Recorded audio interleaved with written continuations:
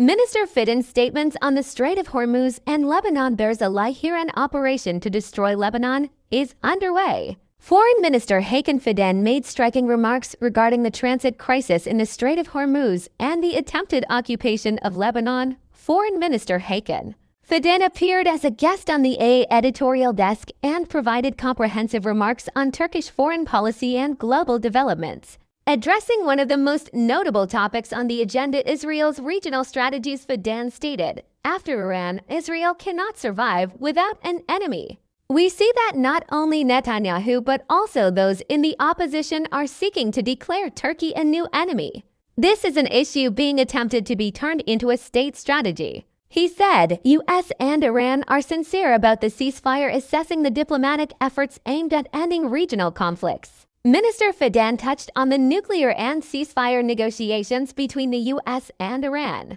Noting that the parties have outlined their initial positions, Fidan stated that they observed both sides are aware of the need for a ceasefire and are acting sincerely on this matter. He emphasized that Turkey continues to play an active role in mediation processes. The Strait of Hormuz, a global choke point, draws attention to the economic dimension of the tensions in the Strait of Hormuz. Fidan noted that a conflict in this region would have global, not merely local, consequences. Stating that passage through the strait must not be blocked, the minister warned many countries could face energy supply issues. As Turkey, we are also feeling these effects indirectly, and this situation will place a significant long-term burden on the economy. He warned international peacekeeping and security. Fidan, who argued that the Strait of Hormuz must be kept open through peaceful means, took a cautious stance toward a potential military intervention, noting that intervening in the region with an international military peacekeeping force would entail serious challenges.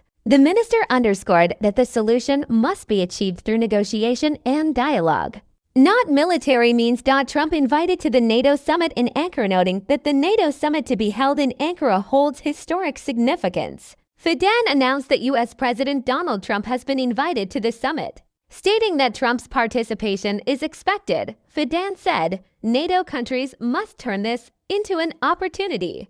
The summit in Ankara will be one of the most important meetings in NATO history, signaling that a new chapter could be opened in alliance relations.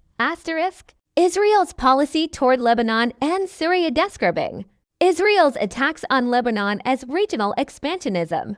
Minister Fidan stated that Israel is not seeking security, but is instead pursuing more territory, noting that the Lebanese government lacks the capacity to disarm Hezbollah. Fidan added that a comprehensive national solution in the region is essential, and that Israel's hidden agendas regarding Syria also pose a risk to Turkey, return and local governance in Syria. Assessing the latest developments in Syria, Fidan emphasized that it is critical for the country to remain a safe zone, stressing the need to establish a governance model that encompasses all segments of the population in Syria.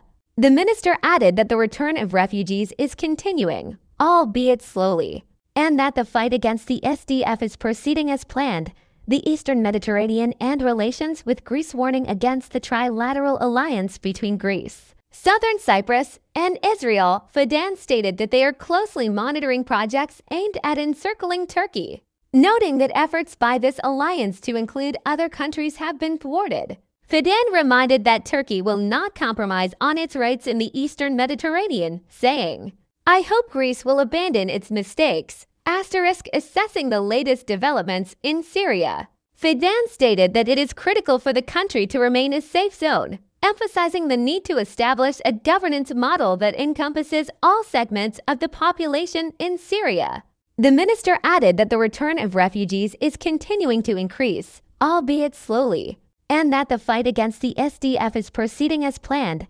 The Eastern Mediterranean and relations with Greece, warning about the trilateral alliance between Greece, Southern Cyprus, and Israel. Fidan said they are closely monitoring projects aimed at encircling Turkey, noting that efforts by this alliance to include other countries have been thwarted. Fidan stated, "I hope Greece will abandon its mistakes," reminding that Turkey will not compromise on its rights in the Eastern Mediterranean.